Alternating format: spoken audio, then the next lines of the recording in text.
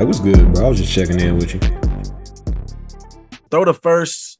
Each of y'all throw the first. I'm gonna let y'all lead. Honestly, I'm gonna come in with my albums later. But throw the first two albums that came to mind or that y'all maybe put on y'all list in regards to what y'all feel were memorable or impactful or impressive debut albums. I kind of alluded to it, and I kind of alluded to something to say. Victory Lap, Nipsey Hussle. That was that was honestly like I'm thinking about like anticipated debut albums, like in terms of like years. That Nipsey Hussle one was a big one because I mean he put all these mixtape outs like Slauson, all those albums. You know what I'm saying? There's a lot of I mean mixtapes and whatnot, but he was alluding to Victory Lap coming for a long time. I mean like years. He'd be like, yo, people keep asking for Victory Lap. When's it coming? When's it coming?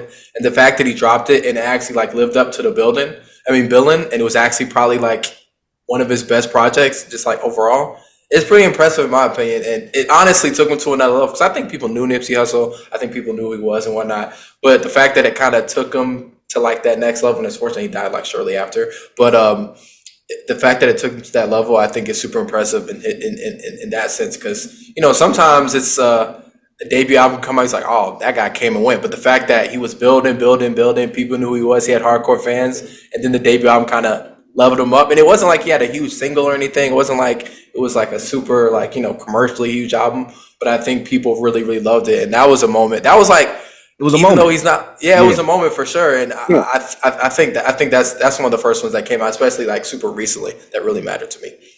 Yeah, for what it's worth, you got to add to that. He dropped that 2018.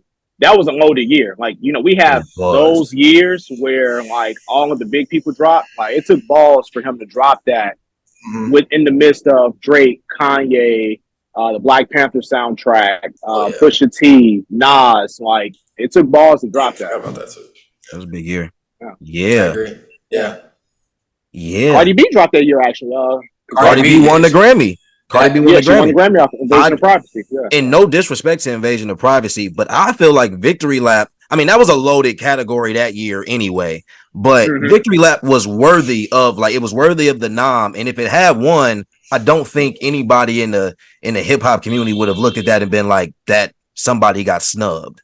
Like even in the loaded category, like that's how well I feel like that album was received. And I think to your point, Noah, for him to be around as long, like in the music scene as long, and like you said, for the album to deliver, like Nipsey dropping and kind of being introduced to mainstream was a moment for a lot of people. There were a lot of people that learned about Nipsey Hussle in the moment of him dropping. So I think that mixed with the fact that the album itself was actually very good sonically and just really, I guess, highlighted how good Nipsey was, honestly, to a larger audience of people.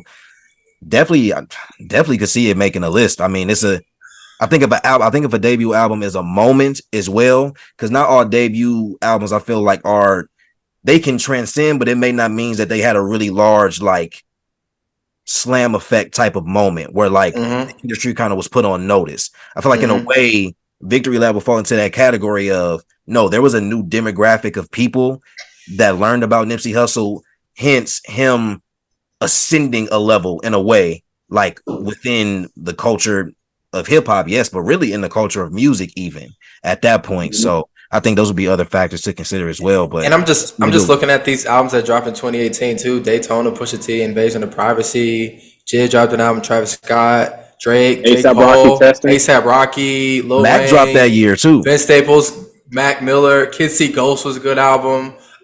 J Rock. I mean, it was a lot of Art Gunna. Migos, like the Black Panther album, obviously.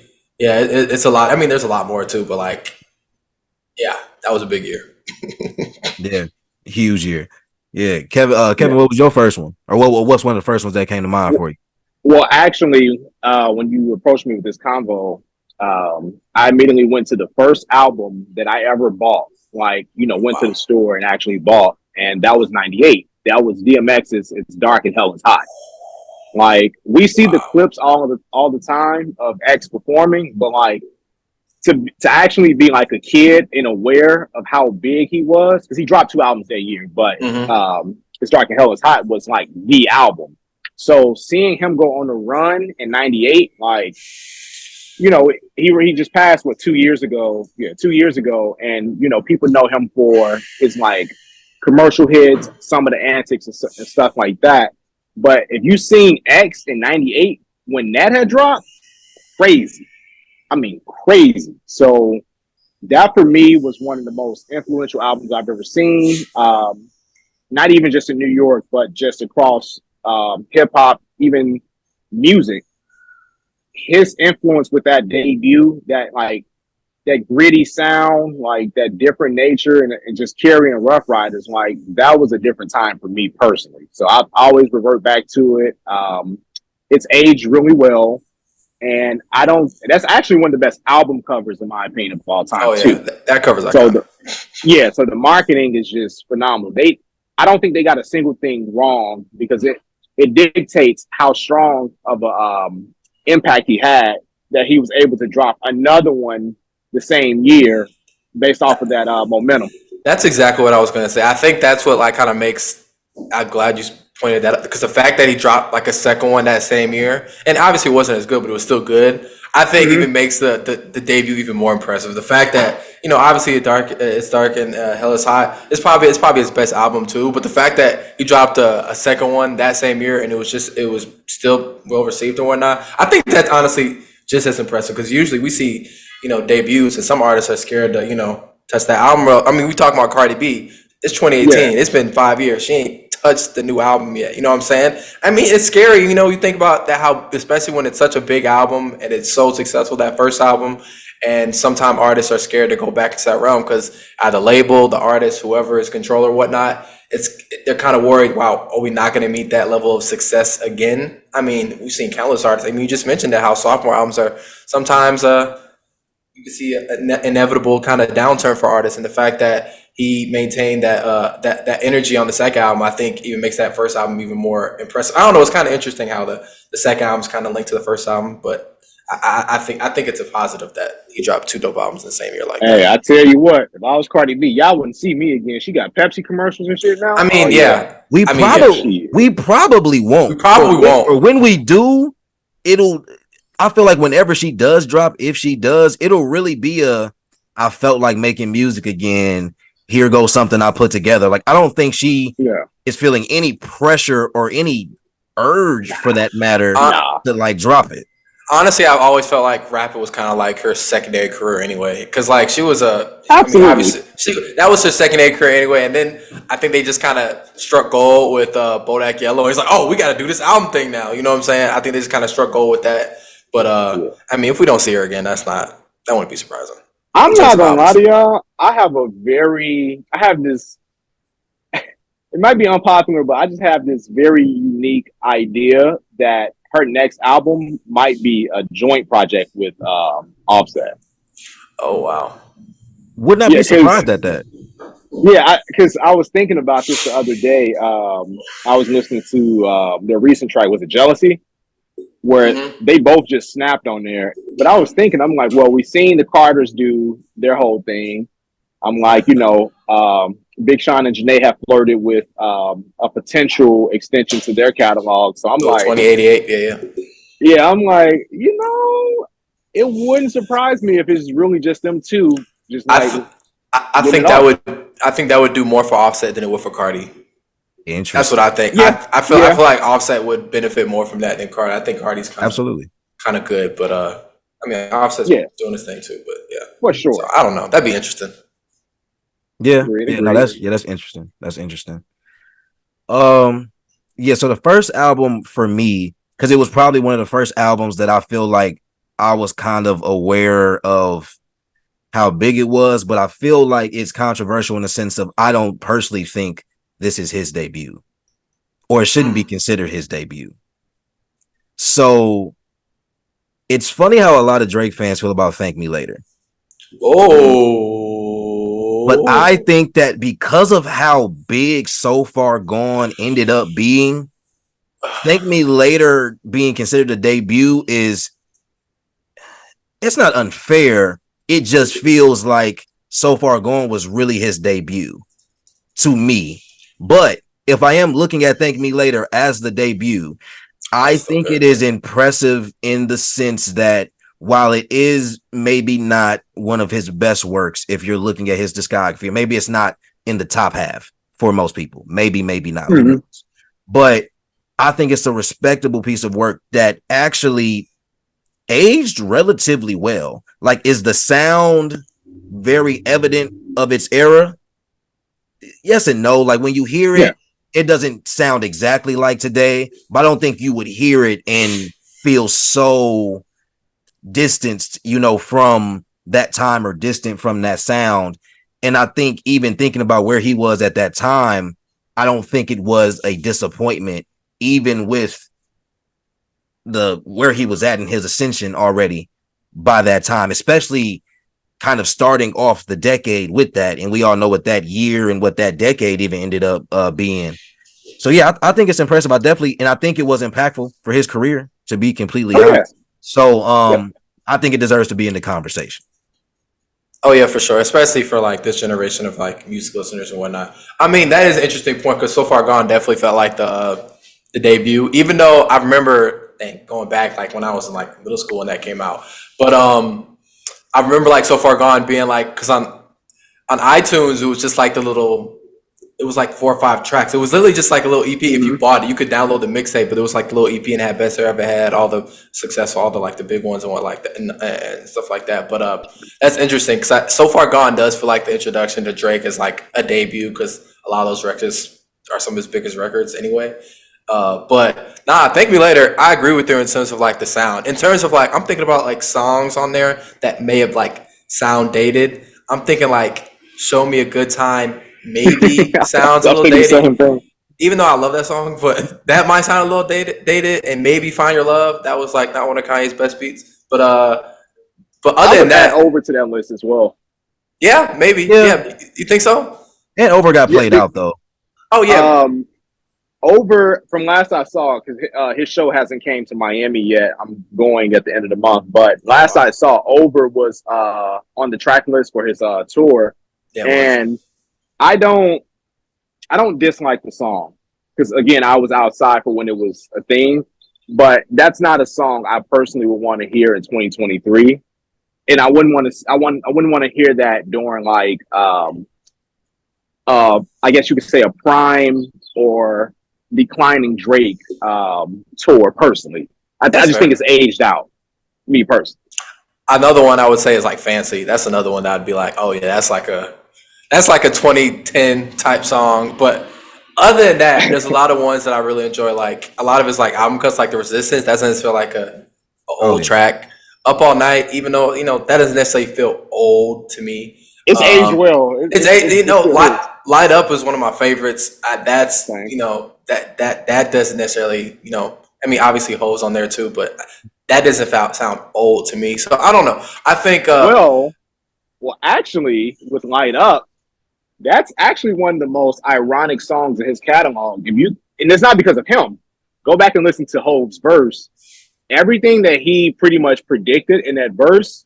He was talking. Yeah. He was talking that shit. So that might be arguably one of the, if not the best song on there. It's up there.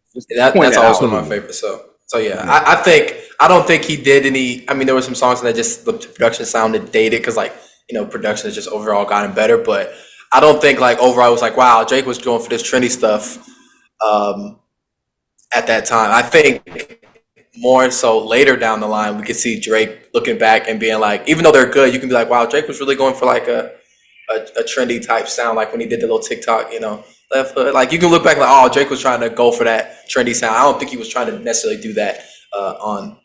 I actually disagree with that one. Really? I got a few points I'm gonna disagree with even with the So Far Gone and Thank Me Later analogy, but for that point in particular, I wouldn't say he was chasing the sound or anything, but when you look at a song like Find Your Love, that was the second single, I believe, because Over would have been the first one. Yeah.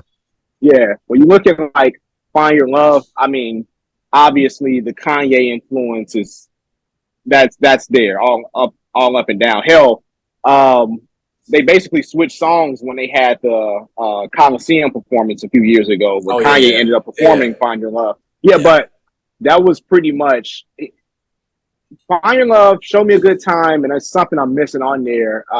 Those were very Kanye-esque of the era.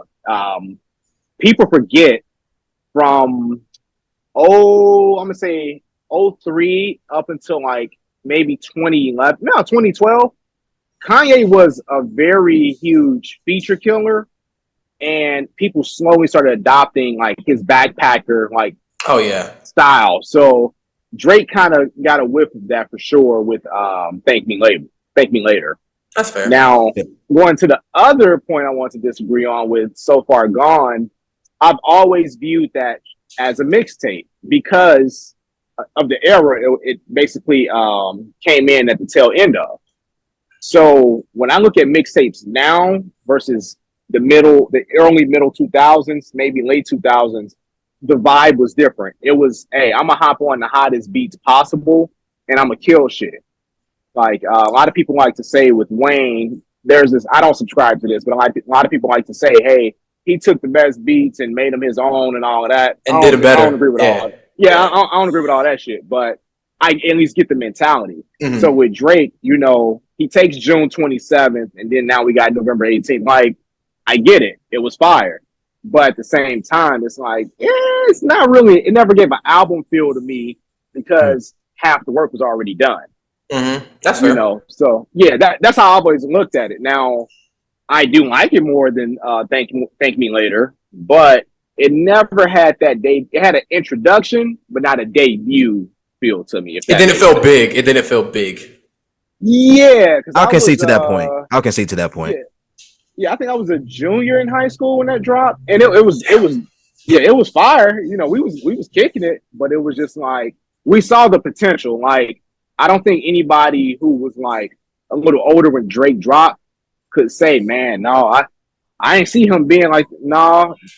When we saw, okay, we got a legit hybrid of an artist that's rising. He got Birdman, Wayne, and Jay Prince behind him. Like, I don't think anybody was surprised that he turned out to be what he turned out to be. So, yeah, I just always seen it as a mixtape, and then it just made sense that he had the commercial backing by the time Thank Me Later dropped. Yeah, that's fair. Fair. That's valid. Noah, what would your next album be? Man, okay. Honestly, I kind of had both on because I wasn't sure. Well, I'm just gonna say this one because I consider this his debut. I'm gonna say Section 80, Kendrick Lamar, because that's like his actual debut. I mean, I guess that's why I was kind of like, Section 80 is an album. It's not a mixtape. It is an album. But people would say, oh, Good Kid, Mad City is his major label debut. I'm gonna say Section 80 is his debut studio. I agree. Album. I'm gonna say Section 80. I'm gonna say Section 80 because that was actually like my introduction to Kendrick Lamar, and I still think pretty underrated. Still one of his better projects. Man, I think this was kind of like the step before the step that Good Kid, Mad City gave him, because it was like, man, this dude really has the potential to really be something. I think kind of special. It's kind of reminding me of like all the TD artists too. Like I'm thinking about like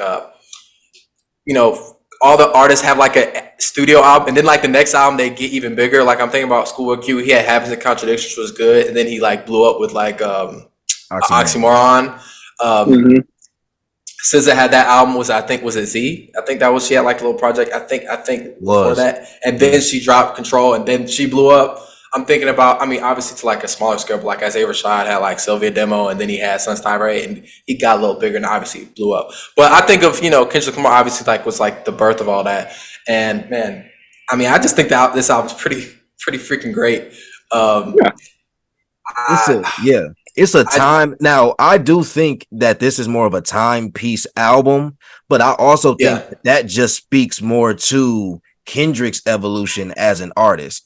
I think that it's relatively impressive that if this was a bag you felt comfortable in as your debut, I'm not necessarily surprised by the albums that followed in the bags that you kind of got comfortable in, because you showed on a debut that you were willing to go outside of the commercial sound and be comfortable and still show yourself as a lyricist. So yeah, I'd agree. I definitely agree with it being a debut album, and definitely one of the most impressive ones. I mean, whether you're talking about West Coast hip hop or just hip hop in general, I don't think he necessarily put the industry on notice just yet when it happened. I think that was definitely Good Kid. Yeah. And I think that would maybe be the argument against how impactful or memorable it may be. But if you are a Kendrick fan, and you just looking back, you're like, damn, that was a. I mean, I know for me, dog, like all the little backpackers. I mean, ADHD was the ish. I mean, all the people that like still one of my grew up favorite like songs to actually this day. buying music. Everybody jokes about. Oh man, I remember that being the first song that always pops up when you put it. You plug it into your phone and whatnot. But I mean, into your car or whatnot. But man, and I guess it wasn't big because there wasn't really like a hit on here. I mean, ADHD was a popular song for this album. Rigor Mortis, I'm thinking about. There wasn't like necessarily a big hit, but I think it's just a solid project, and it was just kind of like him going into like that storytelling mode. This has that same stuff with like the little interludes where he's like speaking around the fire and whatnot. If y'all remember that album, but yeah, man, I think this is just like a preview of what was to come. So yeah, I'll take it a step further.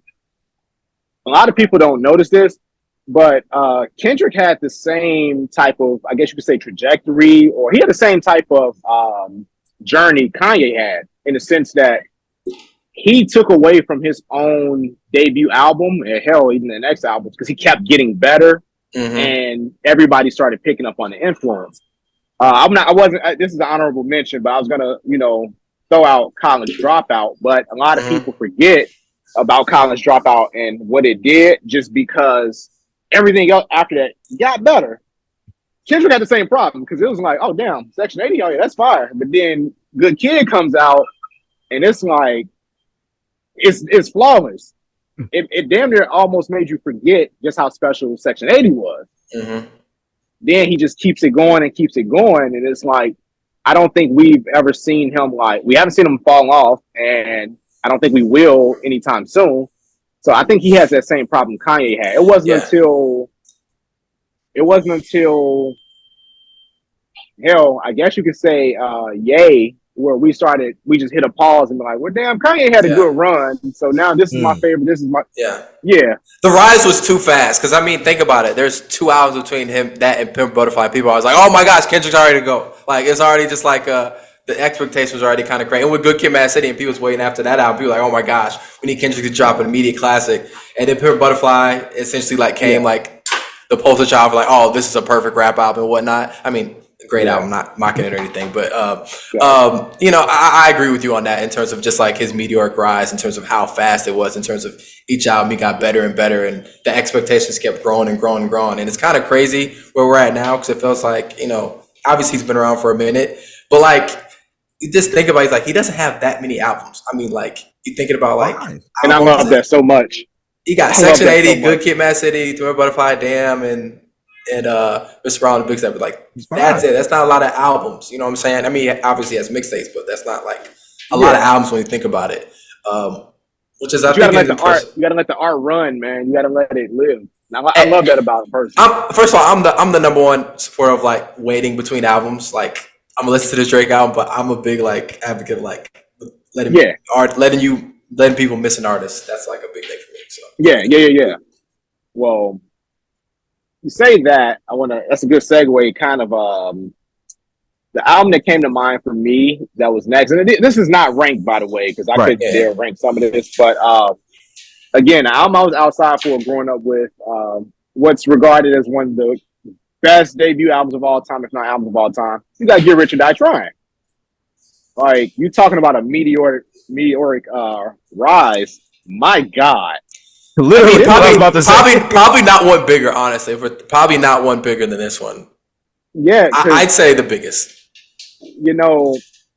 Being outside for it was one thing. Like, I'm talking, when I say outside, like, we had legit block parties for albums like Get Rich or Die Trying and a few others that came in the early 2000s. But this was one of those where I'm talking about nationally. Every city probably had at least 2 hip hop radio stations. You would hear In the Club on both of them at the same time. Like, it was that type of a deal, because coming off of Ja Rule's run, the Locks was doing their thing, Fat Joe doing their thing. He comes out, he lets everybody know, me and this Ja dude, we not cool. I'm coming out shooting at him with Wankster from the jump. I don't Yeah, I like don't know him. who I. Yeah, I don't like him. There's not no hip hop stuff. I really don't like him. Yeah, That the interview he fact you did. said the only time that beef is going to end is if one of them dies, and it's still not even going to be over. Like he comes out the gate because he had tracks before then. Some of them are actually fire, but he come out the gate aligned with Eminem and Dre, and he's just dropping hit after hit, album cut after album cut. Like it's crazy. If you go back and listen to that album now, all of the album cuts have aged way better than the singles, and the singles are still fire. Mm-hmm. Like that's like we appreciate it, but we didn't appreciate it the way we should have. And I'm glad to see he's on his final lap tour. You know, still pushing that same. And you album seeing and how big everything. he is now. You seeing how big people still. Huge. You see how huge he is. He's selling out arenas still.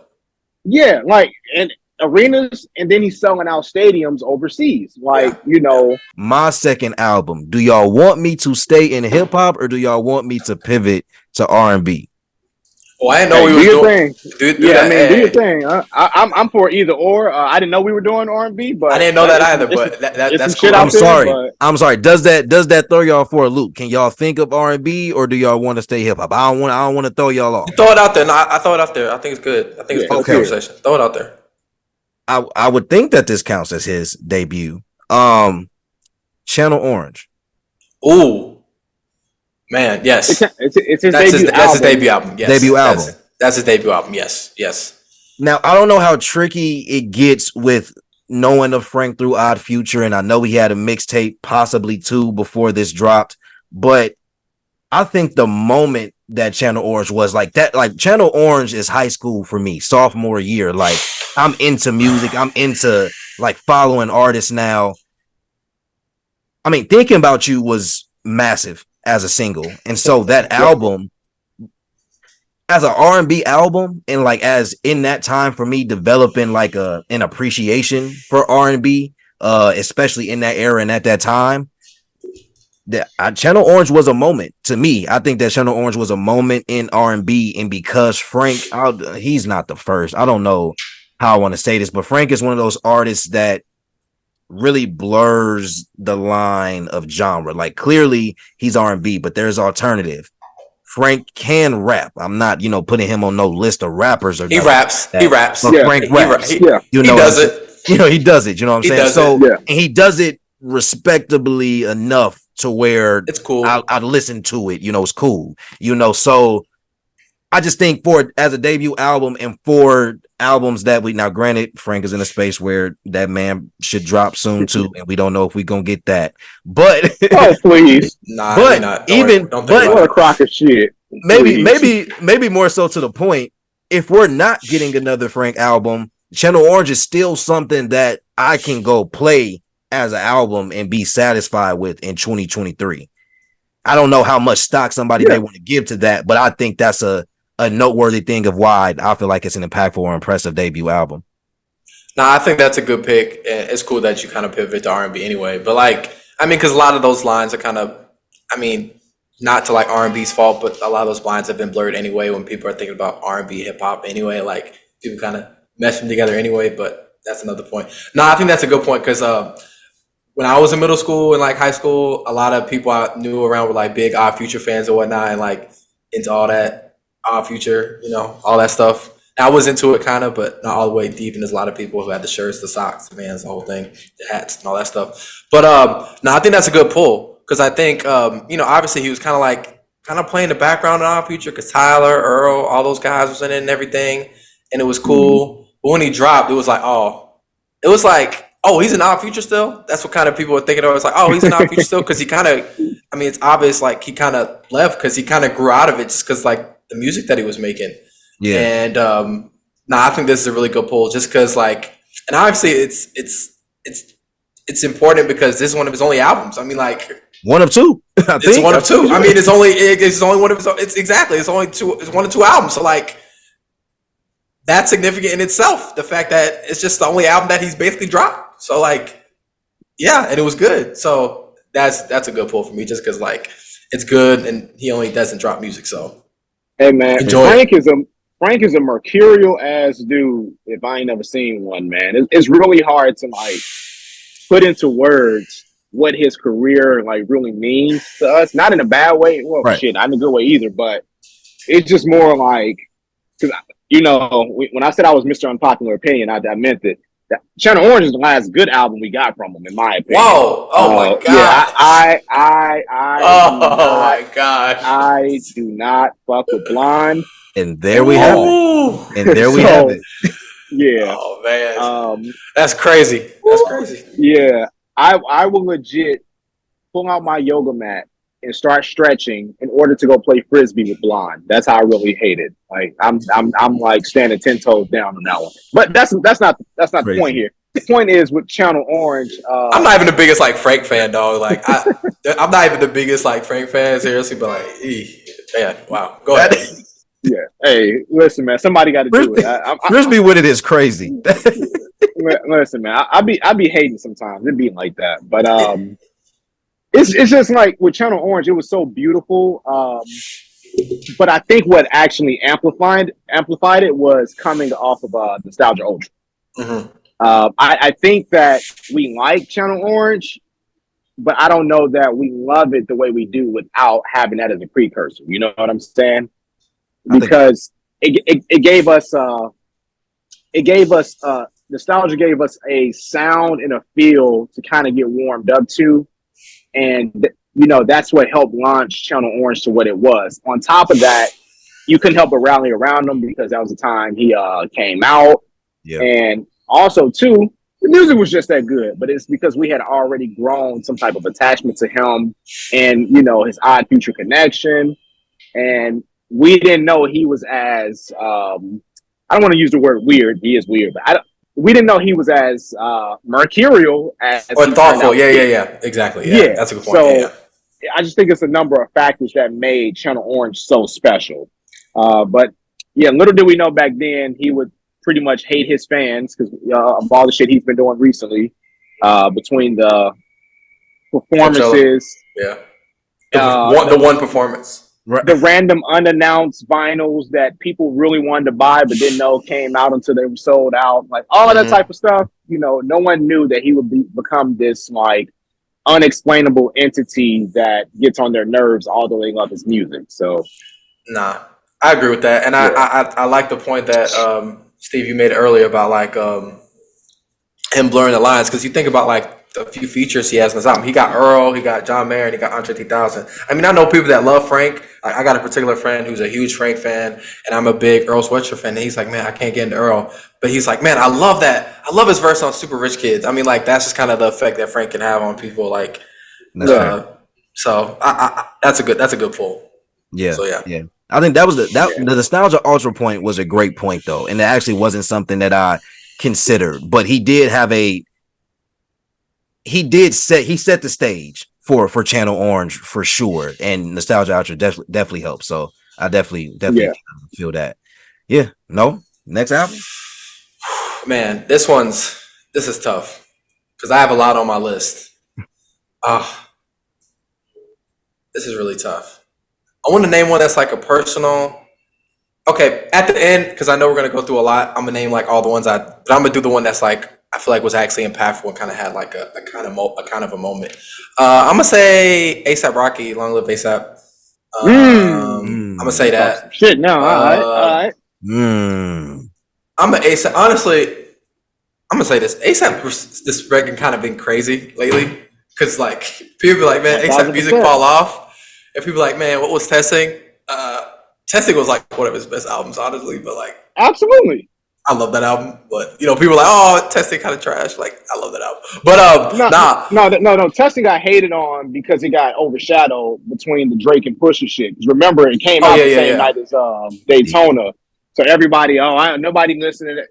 But people said it was bad too. I'm not gonna say people said it was bad. People did say it was bad. People said it was bad. I just think that's flatly not true. I think no. People say Testing, and people you put. Oh, I think Testing was good. That's gonna be a hot topic on Twitter if you're like somebody that goes viral on Twitter and stuff like that. Like that's or X now. At Long Live ASAP. All those first couple album titles hard to decipher. But man, I think that's a great debut, and especially with ASAP. You can't say his sound was different because not like he was doing something sonically different, but the fact that he was a New York guy that was taking all these Houston, Texas, Southern type sounds and doing his own thing with it, I thought was super dope. I mean, and it's this kind of going off the theme. We already had kind of introduction to ASAP with Long Live ASAP. I mean, that's a great mixtape too. I mean, not Long Live ASAP. Live Love ASAP. Yeah. Live Love ASAP's a mixtape. I'm getting confused. I'm usually good with this stuff, but like he did that shit intentionally. Yeah, I know. Obviously, yeah. But the mixtape was like a pretty good introduction because I mean he was already doing like the chop and screw stuff and everything with like songs like I'm trying to think of songs. Obviously, Purple Swag, Keep It G. There's a lot of songs where he has like that Houston type sound, and I thought Long Live ASAP was just like a good introduction of him just like being the fly guy, honestly, and he didn't really deep dive into like trying new things and being really experimental with it. But I think it was like a good like intro into him like trying stuff. Because I think on At Long Last ASAP, the second album, he kind of delved deeper into like trying unique things and whatnot. But I think on this one, he was kind of messing around with it on songs like even Fast Killer, which wasn't my ish back in the day, but I think it's cool now. I think it's just a really good precursor because I really enjoyed that album, and then he just got better and better and better as the time went on. I mean, there's a lot of good songs here. Obviously, Goldie was like one of the popular songs. There's a lot of good songs. Goldie's on there. Goldie's my shit. PMW, that was my ish when I was in high school. Effing Problems, obviously. Wild for the Night was like the One Train. One Train. Oh, I mean, obviously, that's like a iconic posse cook. It's like everybody he had on there, and honestly, like the people he kind of he didn't put on, but like a lot of people like I'm a big Joey Badass fan, and he put a lot of people on the Joey Badass with that record too. And Big Crit just came and killed it in. I think he has the best verse on that. But I just love this project a lot, and I think it really started up a really good career with ASAP because I think his next two albums are excellent and even better than this one. But I love this album. That's a good one. Okay, I'm gonna stay in the Dr. Dre family. We mentioned the massacre, but I have to throw out the documentary. Oh, that was on my list. That was on my list. Yeah, because the massacre suffered this, which sounds crazy. It suffered to make the documentary better, and the massacre was still fire. But the documentary is one of the most underrated and underappreciated debut albums of all time. Like, again, been outside for it. Like, the way the game, not the best person in the world, you know, how you feel about him on a personal level. Hey, I would never argue anybody that. But as a rapper, as an artist, he's so consistent. The guy's consistent. He doesn't have a bad album. And he showed us what type of problem he was about to be in music when he dropped the documentary. Like, the production on it is good. The bars are good. The storytelling is good. Like, there's no real complaints outside of him and personal reasons that people can have about this album. Like, it sold millions because, again, he had a big machine behind him before he went and burnt those bridges. But even beyond that, it set the tone for a remarkable career he's had. Even with his disassociation with 50, M, and Dre and Jimmy Iovine, he's still become one of the most remarkable and honestly talented rappers in the game. Like, I would have him, if I did a top 50 list, he would be higher than a lot of people that we currently listen to and of all time. So, go back to hip hop. We're gonna go back to the 90s. So obviously, I was not around for this, but I've read interviews about it. I've watched multiple documentaries. I've watched the show. I've done the research. Enter the Wu-Tang. Oh my gosh. It's so disruptive, but so necessary for hip hop that it's just hard not to mention. Because, first of all, what is this? What is 9 dudes rapping over this crazy basement-esque, like, you know, sound and feel? Like, what are we listening to and why are we enjoying it so much? Like, even as I listen to it now, like, you try listening to that now, and unless you kind of understand why it's so big, when you first hear it, you're kind of like listening to those albums in present day, like, it's an adjustment because nothing sounds like that. But because not at all. Because of the individual talent that was in the group that made the group so great, when the majority of your album are all posse cuts and they're all fire, essentially, I haven't seen that done in any other capacity before. So yeah, they got to be in the running of some capacity to be on this No doubt. list. No doubt. I've been pulling back on using like the '90s stuff because I have been trying to keep it to like albums I was there for. But like in terms of just like talking about that album in particular, from like interviews and things that I saw, especially like people that that were like there when the album came out, they were like, man, it was so interesting because it was hard to decipher who were some of the better, like who was who, because again, different time, you couldn't look up. You know, when you're looking at a group right now, you're like, oh, who's this artist? What's the verse on this? Who did it? Oh, that's who. You put a face to it. That was a different time than in terms of putting an album. And I'm looking at like these tracks, dog. Like every song is just like a banger, dog. Like Bring the Ruckus is ridiculous. Clan the Front. Can It All Be So Simple? It's crazy. The Mystery of Cheese Boxing. Obviously, like Cream and Method Man are like big tracks, but like yeah, I mean, and 1993 was like we talk about like iconic hip hop years. 1993 is like up there in terms of like just look at the albums that came out there. You can be like, damn. But yeah, man. It's just like we talking about like I think people did like the NWA and what sparked the careers of those, and like look at the offshoots, Eminem, all those. Like you could say the same thing with Wu-Tang because in the fact that all of them, I mean not all of them, but like a lot of like half the group members went on to have pretty great solo careers. I mean, you talk about Ghostface had a great albums. He's probably the best one for me. Raekwon, Method Man, obviously. Jizza had a great debut album, and RZA just kind of did his thing. So this has to be up there.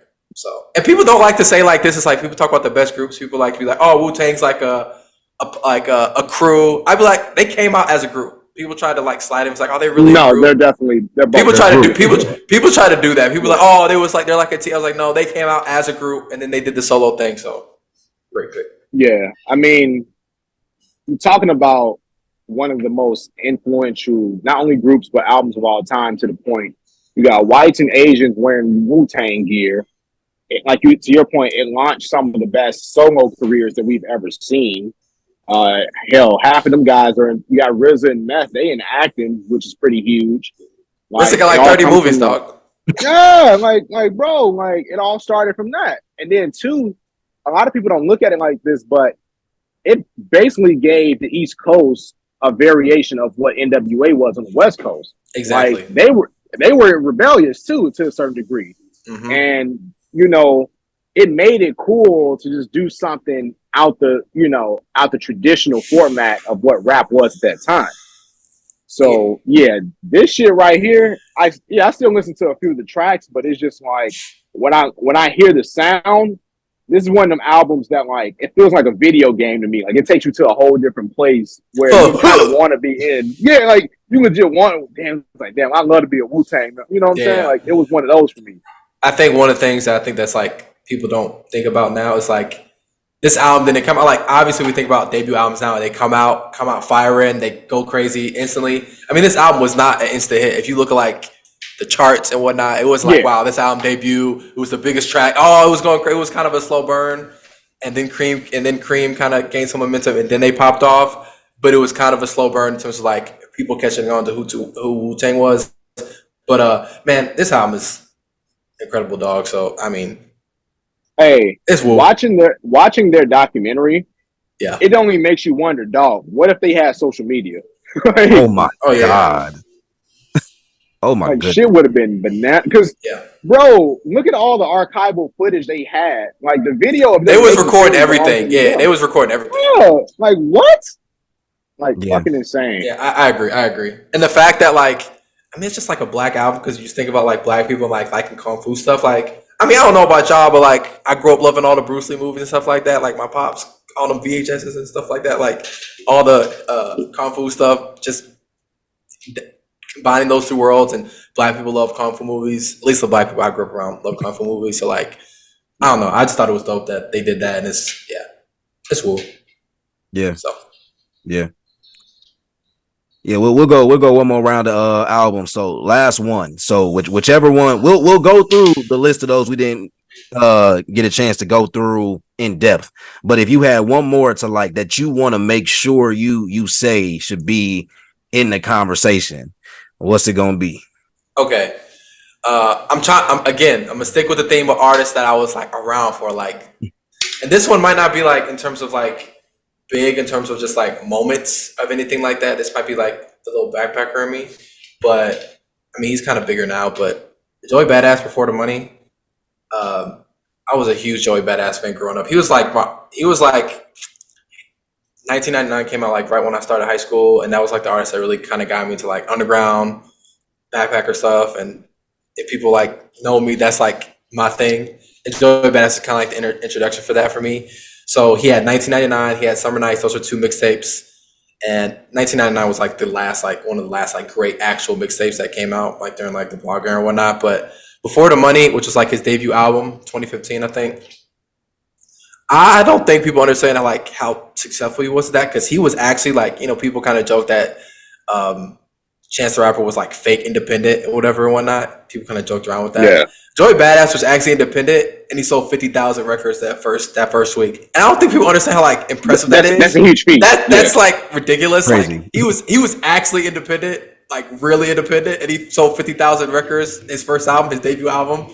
I mean, that's just crazy. And I remember being so hyped when he did like the little trailer for Before the Money. Man, I don't think. Oh man, I love Joey Badass, and I think his last two albums have been good. I don't think they're quite as good as like his first couple albums, especially this one. But man, Before the Money was such a big album in my life because I was just like a big Joey Badass fan. I love that album, dog, and yeah, it's a great album. Great album. Yeah. Nothing too big on like impact, but just a good album I liked. Okay.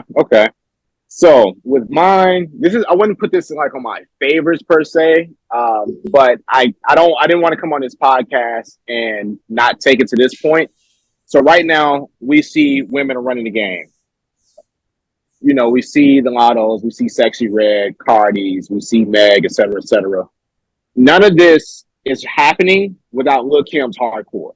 Ooh, I was wondering if you were going to bring this up. Yeah, I have to give women their credit. I know they haven't always had like the most noticeable presence due to, marketing and machine stuff, all that. But, women have always had some type of foot in hip hop, and we also got to give them their flowers. And it starts with Lil Kim. She's not the only one. It's obviously women before her. MC Light, all them. Yeah. Right. But the fact that we're seeing essentially like the children and grandchildren of Kim in present day, her style, her flair, hell, every Halloween we see in Lil Kim costumes. Every tribute, we got girls running to wear some form of a Lil Kim variation. Outfit. That stuff matters. We're seeing the kids that legit saw her between 96 and 2000, whatever. We're seeing them as adults now, and we're hearing it in their music. That's So, I gotta give the flowers to the Notorious K.I.M. A lot of people say, "Oh, she didn't write everything." That's cool, but she had the ability. Like I don't think that applies. We're not talking about like the most. People. But even so, it's just like I don't think people like. I'm glad she's getting her flowers now, but it's just like a lot of people have always tried to shortchange her, and it's never worked because she is who she is. Even back then, like they had her on the news and stuff all the time. They had her on talk shows and stuff all the time that she was too lewd, too promiscuous, all of that. Look where that influence, got us to. Like some of the best music is some of the lewd and most raunchy music. Some of that stuff is we got it going up in clubs right now. It's all because of Kim. She's a huge part of that. Yeah. So I definitely want to give her flowers on that. And I definitely think Hardcore was a huge debut, and it was way, way before its time. And we need to show appreciation for that. Yeah, I think it's just like thinking about just like it's kind of, I mean, it's cool that she was big at the time and she had big records, but I think it's just cool now that like she was like the first step in like, I mean, you're talking about like all these raunchy, women that are rapping and stuff but like there's so many. I mean, I think it's just cool that like now we're at the point where like there's so many different styles of women who are rapping now that like we could have that stuff and like somebody like I don't know, Little Sims just like do her thing now. So I think it's just, I don't know, I think it's dope that we're just at the point we are now where like women of all different styles are just rapping their ass off and just doing their thing. So she was like the first step in that. So that's a good pull for sure. Yeah, for sure. Yeah, no, agreed. Okay, my last one. I wanted to go. I wanted to go with somebody else who I was around for, who I experienced in real time. Because there's so many that we'll name as just honorable mentions for the conversation. I'm going to go with a relatively recent drop, considering the albums we've named. My Turn, Lil Baby. Mm. Good one. Good one. I'd because I think, and honestly, his documentary was more impressive than I thought it was going to be. Other aesthetic purposes, I don't really like how it was shot. I feel like it was kind of shot kind of lazy, but nonetheless, the information we got, I didn't really put into perspective. Like I knew, we all knew like how big Lil Baby was. We knew like going into 2020, it was like Lil Baby and Gunna. Basically, they were like the two that were like, who's gonna essentially be the best new rapper? Yeah, I top feel like dog. that was the conversation. I didn't, and Lil Baby was all. I think Lil Baby already kind of had the edge. I always feel like with those two, it came down to just really your sound, what you prefer to hear sonically.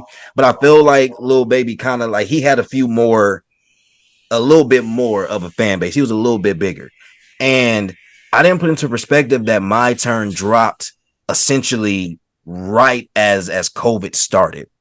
Yep. And so what we did not get to see was the full impact of My Turn from the standpoint of we see Lil Baby struggling now. I think that tour for My Turn would have been nuts more than like that was supposed to be his. That was, and I think that was supposed to be. Now, I don't think that was his introduction. By no means was it his introduction, but I think it was his ascension into mainstream. Like that was his I'm here moment. Like I'm top dog. This is me saying I'm top dog. I feel like that was his moment. And as a debut in the last 5 years or so in recent memory, that was a boom. Like the industry was kind of to a degree put on notice. We were like, okay, he can put together a project with multiple songs, multiple hits, and nobody from any aspect of the culture or the hip hop community really has too much to complain about. Facts. I don't want to poo-poo anything. Is that the debut or is it Harder Than Ever? I don't know. So I always thought Harder Than Ever was a mixtape. Granted, we are in the times where who knows? That's the thing. I always thought Hard Never was a mixtape, and then I'm like Googling stuff, and people are like, "Oh, that's a debut," but I always felt like that was a mixtape. Like it always felt like a mixtape. Right. So I guess technically it might be the debut, but it always felt like a mixtape when it came out to me. Yeah, that I feel like My Turn was marketed as the debut. The debut studio, big. Yeah. That's how I felt, but I don't know the technicality. He was seen as up next. Yeah, but that'd be my last entry. It's like a album that actually dropped, and I was like, nah, people are like, nah, the homies they can't wait to talk about this new Baby album. Like this is people care about this. Like this is taking over Twitter for the weekend, type of deal.